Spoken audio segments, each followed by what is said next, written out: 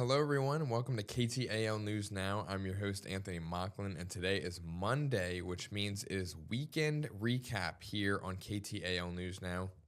I hope everyone had a very fun and safe holidays over Thanksgiving with their families. If you were shopping for Black Friday this year, hopefully you scored some good deals. I know we posted a few of them on our website, but we also have Cyber Monday deals that you can check out on our website at ktalnews.com for all of your shopping needs this Cyber Monday. Now, one of the biggest stories over the weekend, if not the biggest in college football, was LSU hiring Lane Kiffin as their next head coach. Now, for those of you who aren't familiar with what happened earlier this season, LSU ended up firing Brian Kelly earlier, where his buyout exceeded over $50 million. That's what they owed him in the divorce of that contract. And that was a lot of high tension kind of things going on. It was honestly, the writing was on the wall there. He just was not doing what he was expected to do as coach of the LSU Tigers. But now we're on to better pastures. I am an alum of LSU, so I was elated when I heard the news of Brian Kelly being fired. You can ask all my friends and family, as soon as he was hired, I was just never on board with the guy, and glad that that era is over and now we can focus on returning to glory, hopefully. But with the hiring of Lane Kiffin, it was a very messy hiring process. As soon as Brian Kelly was fired, like I said, with the buyout, that was a ton of money that they owed him still. And then initially he filed a lawsuit because LSU wasn't going to pay him the full amount again. And then Governor Jeff Landry got involved, and it was a whole debacle. But it is now official that Lane Kiffin will be the next head coach of the LSU Tigers. And this was a very, very weird way to go about it, in my opinion, considering that Ole Miss this year was 11-1. This was their best regular season in program history. This was the first time they had an 11-win regular season. And he initially wanted to coach the team still through the playoffs while accepting the LSU job. And they said that's not going to fly, which is understandable considering the fact that Ole Miss is an SEC rival in the Southeastern Conference. And with the recent schedule changes coming to college football, Ole Miss will be an annual opponent for LSU. So I understand their apprehensions to letting him coach a rival that they will face every single year. So I don't blame Ole Miss at all. It is unfortunate that it had to come to this, but it's more so a scheduling issue across the board when it comes to college football. This is just a very messed up way of doing it, and hopefully they implement some changes to ensure something like this never happens again. And before we get into that, some background on Lane Kiffin. They offered him a 7-year, $91 million deal, which equates to $13 million per year for Lane Kiffin, making him one of, if not the highest paid coach in college football on an annual basis. And they are also offering an Ole Miss bonus, supposedly, where under Ole Miss, if they were to win a national championship, he would get incentives in his contract. I think it was an upwards of $1 million. And LSU is planning to offer that to him should Ole Miss win the national championship without him. So he could still get compensated for helping build and lead that team, even though he won't be there to finish out with them. Now, a lot of people like to call him a job hopper, which, if you look at his resume, it is true. And this hire leaving right before the playoffs with Ole Miss, who is a decent favorite to win it all, right before the playoffs, he jumped ship essentially for LSU. Now, I understand the opportunity here at LSU is better, but still, it definitely fuels the job hopper title that is put on him. And at Ole Miss, he was there for 6 years, which is, fun fact, tied for his longest ever tenure as a coach, either head coach or assistant at the collegiate level and professional as well, because he bounced around for a while. He started off as an assistant at USC for 6 years before making the jump to the NFL He became one of the youngest head coaches, and I believe it was the youngest head coach in Raiders history. And he was there for 2 years before not doing too hot. And then he ended up being the head coach at Tennessee for 1 year. And that didn't go well either. He ended up taking the USC head coaching job for 4 years before they fired him. He ended up joining Nick Saban's staff as an offensive coordinator and quarterbacks coach before he was fired there for taking the FAU job. And then he was there for 3 years before settling at Ole Miss for 6 years. And now finally, here he is at LSU. Sorry, I know that was a lot, but that's just his resume before we get into more of this. And just to paint a picture of the background that we're dealing with here with LSU. And like I was saying before, with the scheduling of NCAA, it is just a complete mess. The NFL, unlike college football, has very, very strict rules when it comes to interviews with coaches during the regular season. And college football just does not have that. And that is more so a product of the academic calendar and the football calendar not lining up. And you have the college football playoffs, National Signing Day, and the transfer portal window opening all within the same month. It just spells disaster. The transfer portal window opens up January 2nd, which is just one day after the college football quarterfinals in the playoffs, while the season is again still going on, which makes no sense to me. But what makes even less sense is that National Signing Day, it's a little while away, but the early signing period actually opens up on Wednesday, December 3rd, and that lasts from Wednesday to Friday, December 5th. So you have these highly touted high school recruits who are announcing who they plan to sign with already starting Wednesday, 2 days from now. And the playoffs haven't even started yet. So it just doesn't make a whole lot of sense when it comes to if the NCAA actually wants to prevent stuff like this from happening again. This is equally a pretty big Lane Kiffin issue, in my opinion, with how he's never really satisfied. He kind of thinks the grass is always greener somewhere else. After telling Ole Miss fans that had changed and he had finally settled down in Oxford, but that didn't seem to be the case. But I also understand why he ended up taking the job, because LSU, unlike Ole Miss, only has to support one state Power 4 program, whereas Mississippi also has another SEC team in Mississippi State. And he was getting offers from Florida, but they also have Florida State, Miami. It's a very big state for college football, whereas Louisiana, you really only have to support one Power 4 team, which is LSU. It's the flagship university of the state. So I understand that they have the more resources. They're consistently better in recruiting every year. They have homegrown talent. So it is a very enticing offer for him. So it makes a lot of sense why he would essentially jump ship. People like to ask, oh, what does LSU have that Ole Miss doesn't? They're 11-1 this year. You already have a championship contending team. But if you look back in the preseason, Ole Miss was projected to finish just 7th in the SEC conference. And they are way, way overachieving in terms of the talent that is on their roster, where quarterback Trinidad Chambliss, he was a Division II transfer. And what Lane Kiffin and their offensive coordinator has been able to do with them and make them one of the top 3 best offenses in the country is nothing short of remarkable.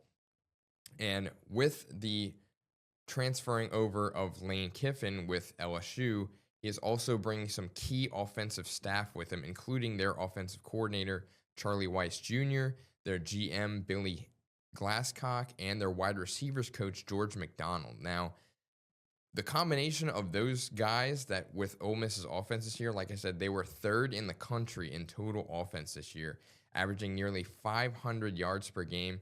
And if you looked at LSU's offense at all this year, that is something that they desperately needed. They just could not put up points against top programs, and they could just not move the ball. Running was a huge issue for them on the ground. So hopefully that the combination of these guys and the recruits they'll get, the transfers, will help revitalize that LSU offense that we have come to know and love. We have always gotten those skill guys. It has always been wide receiver U or WRU. It is definitely DBU, defensive back university, because our defense, LSU's defense this year, is 25th in total defense and 15th in scoring defense. Now, they're definitely going to keep building on that because Lane Kiffin is planning to keep defensive coordinator Blake Baker going into the transitional period. Shout out to Drunk Blake Baker on Twitter. It's a very funny meme account that is trolls a lot of the fan bases, and I really, really appreciate the reactions people get from that. It's really entertaining to watch. So shout out to Drunk Blake Baker on Twitter. But with the transitional period, hopefully it'll bring LSU back to its glory days of competing for national championships. They just lost to Oklahoma over the weekend in a very, very close game. The defense obviously was not an issue. They were able to keep the team in it, but offensive struggles and mistakes ended up costing them, especially early on, where LSU's first possession after getting an interception of quarterback John Mateer for Oklahoma, they ended up driving down to the field and were within reach of the end zone before Van Buren, the quarterback, threw an interception in the end zone, and that ended up costing them points, regardless if they would have settled for a field goal or a touchdown. But you got to look back at what could have been that could have set the tone for the entire game. But like I said, the offensive woes this year have been pretty palpable, and hopefully Lane Kiffin and his staff that he brings over and their recruits helps change that, because he is a master when it comes to the transfer portal. He helps bring guys in, and especially with the rumors where former LSU head coach Ed Orgeron might be returning with him as a culture guy. If you're an LSU fan, you know that Coach O lives and breathes LSU. Go Tigers, like his favorite thing to say after every interview. I can't do the accent, so apologies on that. I'm not even going to try to imitate that before I embarrass myself. But hopefully that ends up being the case, and we'll see what happens going into next year. I think there's a lot of excitement and buzz that is changing and improving with the program to hopefully put LSU back on that national stage and compete for titles like it should in the last century or so, or this century, I should say. But moving on and we're sticking with football here, especially with last night's game on Sunday Night Football, which was an absolute thriller, especially at the end where the Denver Broncos took on the Washington Commanders. Now, this one was pretty crazy late in the fourth quarter. It ended up going into overtime. Denver was up 20-14 in the fourth quarter, and then Washington ended up getting 2 field goals to tie things up at 20, including as time expired to send the game into overtime. And from there on, it was just pure chaos because Denver, they did end up scoring a touchdown 3 minutes into overtime, and that came from running back RJ Harvey, who is a rookie this year. He has been coming into his own as the season has progressed. And on the opposite side of the ball with the Commanders, once they got the ball, Marcus Mariota, their quarterback, threw an interception on 4th down, but that ended up being overturned due to pass interference. And they got a new set of downs, but then they couldn't get out of their way again with a holding call, and that ended up making it 3rd and 14. But they connected with Deebo Samuel on a 38-yard reception to get them down to the 2-yard line, and they converted that 3rd and long there. And then on 4th and goal at the 3-yard line, they found wide receiver Terry McLaurin for a touchdown to make things 27-26. And after deliberating whether to kick the extra point or go for 2, they ended up deciding to go for 2 with head coach Dan Quinn making that decision. And they had someone open, but Nick Bonito for the Broncos ended up jumping in the air and batting the pass down to end the game and win in overtime. Denver, if you haven't been paying attention, Denver is now 10-2, and they are tied with the New England Patriots for the best record in the NFL, and they reeled off their 9th straight win. And if you look at those wins, 8 of those have come in one-score games, which is pretty crazy. I know a lot of people pointed to the Kansas City Chiefs last year. They actually set the record for most one-score games in a season last year. And a lot of people like to use that to discredit them. But at the same time, in those tightly knit games where it really, really counts, they just know how to win. And that's as simple as that. I mean, sure, there's some luck involved, but plays like that with Nick Bonito, like I mentioned, they just know how to close out games and win and take over. And that's a huge reason why they are 10-2. They just know how to win. And quarterback Bo Nix had a pretty solid game. He threw for over 300 yards, one touchdown, and an interception. And Washington, on the other hand, they have really, really been struggling. Quarterback Jaden Daniels is still out with an injury, and that is a huge reason why they have lost their seventh straight game, including back-to-back losses in overtime. And that's really, really got to sting for Commanders fans, unfortunately. I don't even know how you try to recover or turn your season around at this point. They have fallen to 3-9 on the season, so it's a very, very tough spot for them to be in. If they haven't been yet, they probably are going to be mathematically eliminated from the playoffs sometime pretty soon, and they're going nowhere fast. If I'm Washington and Jaden Daniels, their quarterback, who is also a former LSU quarterback and Heisman Trophy winner, if he ends up being healthy still, I don't even know if you bring him back at this point. The season is pretty much a wash. You just got to hope to get a good draft pick at this point and build some more talent around him and hopefully protect him a little bit more, because I know they had some issues with him and the protection he's getting while passing. So we'll see what happens with them in the offseason. But in the meantime, quarterback Marcus Mariota, also another former Heisman Trophy winner from Oregon, has been filling in for Jane Daniels, and he has been doing pretty well. He threw for almost 300 yards, 2 touchdowns, and 1 interception, and most of those went to Zach Ertz, their tight end, who caught 10 passes for 106 yards, and he actually recently, with this game, he now passes Shannon Sharp for 5th all-time in tight end receptions in NFL history, which pretty big accomplishment. He enters the top 10 there, making history, still going strong with 10 catches. That's pretty insane as he's getting up there in age, and we don't know how much longer he has left in the tank, but with the little that he does have, hopefully he continues to produce at this level and keep climbing those ranks in the history books. But wide receiver Terry McLaurin, who did catch that touchdown, returned from a quad injury. He missed 7 games this year, so this was only his 5th game playing, and he had a pretty great return game where he had 7 catches for 96 yards and that touchdown. And one of the key plays and highlight plays in this game was a Marcus Mariota touchdown to Treylon Burks, who has been in and out of the NFL with injuries. He has been dealing with a lot of stuff and can't stay on the field. And he had an Odell Beckham Jr.-esque catch. If you look at that picture right there, where he had that one-handed grab, it was pretty remarkable to see. OBJ ended up shouting him out on Twitter to respect essentially what he did and channeled OBJ in that catch. If you remember Odell Beckham Jr.'s catch with the Giants, I believe it was back in 2013. I mean, that was so long ago. Can't believe it's been that long already, but that was the greatest catch pretty much anyone has ever seen it until this point. But that catch from Treylon Burks is pretty up there in terms of greatest catches ever. It's my contender for catch of the year easily.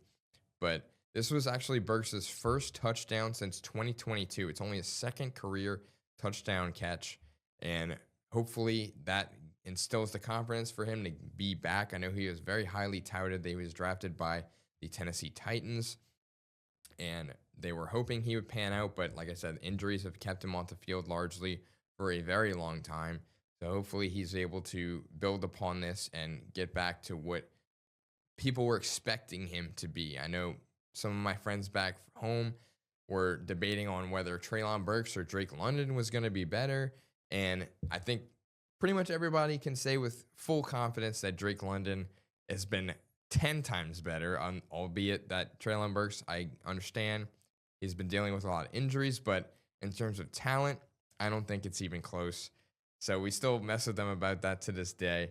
where people they were fully convinced of themselves that Treylon was going to be better in the NFL, but I think we all know the answer to who won that battle, regardless of injury history, just pure talent on the field, production. But that I digress. I could go on about that and keep messing with them a little bit, but just a little friendly trash talk here and there. But according to Ian Rappaport, there's a fun fact about Treylon Burks. Actually, he had surgery to repair a spiral fracture on his middle finger 14 days ago, and if you look in that picture, he still has tape on that middle finger from the surgery.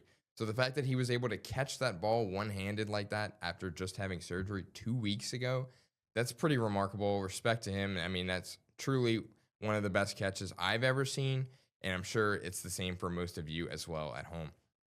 But after a lot of crazy things that happened in overtime, like I said, where they tried to go for two and win the game, the Commanders did end up falling 27-26, and Denver is pretty they're heating up in the AFC race and fighting for that number one seed.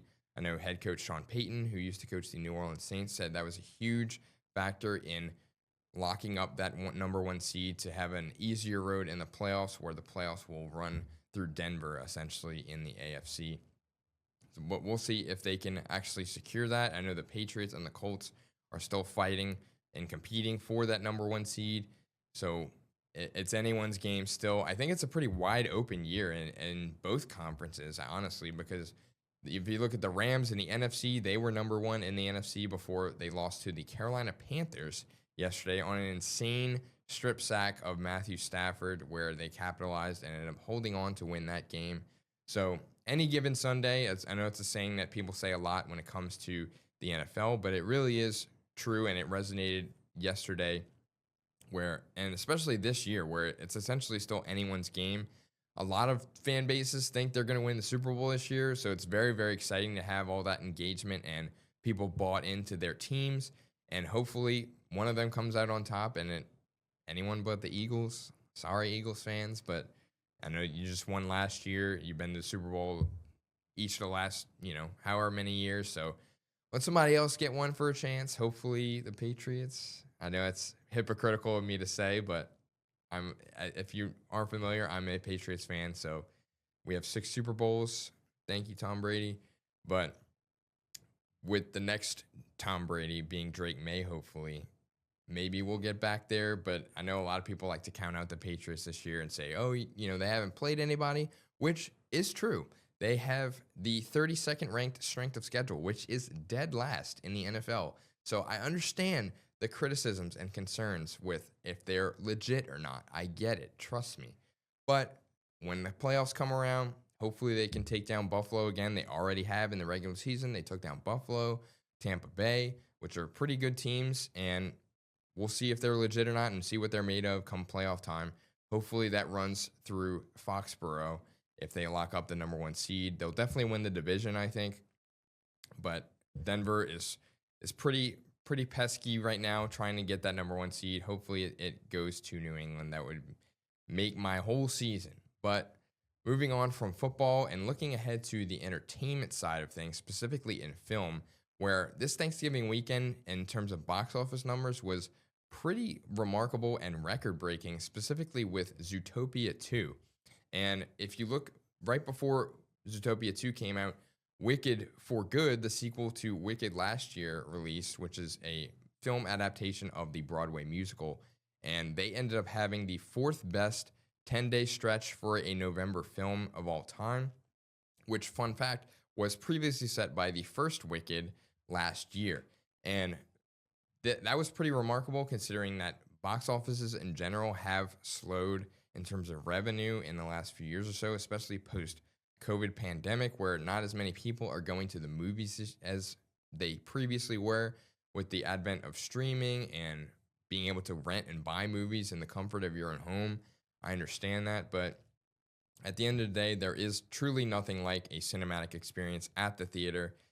There's nothing like it. It's my happy place. I used to go so much whenever I still lived in New Orleans and there was an AMC there. I was an A-lister, and you could see up to 3 movies a week. And I believe it's 4 now, which is pretty remarkable. But since there's no AMC up here and no plan of that nature, even at Regal, it's it's pretty saddening for me. It's a sore subject for me because I really do miss the AMCs. Hopefully they'll get one, but I doubt it with the way that Regal is performing in the boardwalk, which seems to be pretty cursed in Bossier City. So with the businesses that constantly go in and out of there, but I digress. That's a different topic. But focusing back on Zootopia 2, in the first movie, the prequel, or you could say, to Zootopia 2, the original Zootopia released in 2016, and at that time, it had the 5th highest grossing non-sequel animated film to ever be released, which is pretty remarkable. So people who are doubting its impact in the box office this year I don't know what they were thinking, because everybody that I talked to knew that Zootopia 2 would do the same, if not even better this time around, with just how well it did that first time in 2016. Despite, the economic concerns and post-COVID and everything, it was still always going to be a smash hit. I mean, I don't think nobody should have predicted otherwise, but it ended up being true because it ended up having the second biggest Thanksgiving opening ever, where it racked up $156 million in domestic showings in the United States. And worldwide, it's doing even better. It's already in the top 10 highest grossing movies of this year worldwide. And specifically in China, it is doing exceptionally well, where whenever it released, it is only now second all time behind Avengers Endgame from Disney and Marvel for the single day record for a Hollywood film in China, which is pretty insane. And if you count the worldwide numbers, it has racked up over $556 million in box office revenue, and $271 million, almost half of that, is from China, which is pretty crazy for a Hollywood film. And with the Chinese box office, it's always a very tricky thing, especially international as a whole, especially right now with the box office numbers and Hollywood films not doing too hot as of late there. It's pretty remarkable that they were able to pull out such large numbers in China. And if you look at the forecasts for the box office of films this year, it will most likely be the second Hollywood film with over $1 billion in box office revenue after Disney's Lilo and Stitch earlier this year in the summer. And in terms of total revenue and the highest grossing films of this year, Ne Zha 2 from China is still top dog in terms of the revenue. It has made $1.9 billion. And a fun fact, 1.88 billion of that came from international revenue. And I believe that A24 is working on an English dubbing of the movie for releases. I don't remember if it came out or not yet, but I remember that was in the works for American audiences to see that. And like I said, and that is another animated movie that released in China, and it went pretty under the radar over here in the United States. It is, in fact, the number one highest grossing movie of this year, and I don't think a lot of people would have known that. If you ask somebody on the street, what's the highest grossing film this year, they would probably say Lilo and Stitch, but it is right behind Ne Zha 2. And if you haven't seen it, I highly recommend it. In terms of the animation, it is absolutely gorgeous, and it is very understandable why it ended up being the number one highest grossing movie of the year. So if you haven't yet, be sure to check that out. I believe it's on Netflix, but it is in, you would need subtitles. It is in Chinese, and unless the A24 release is out, I could be mistaken, but they were working on an English dubbing of the movie. But I highly recommend checking that one out if you haven't, especially if you're a huge film lover like myself. But that's all I have today for today's episode of KTAL News Now. Be sure to follow us on all of our socials at KTAL News and our YouTube page, where you can find previous editions of KTAL News Now. But if you're looking for more local, breaking, and trending stories like the ones we covered today, you can visit us on KTALnews.com, which is also where we stream this show every day, Monday through Friday at 1 p.m. But for now, I'm Anthony Macklin. Have a great rest of your day, and thank you for joining us.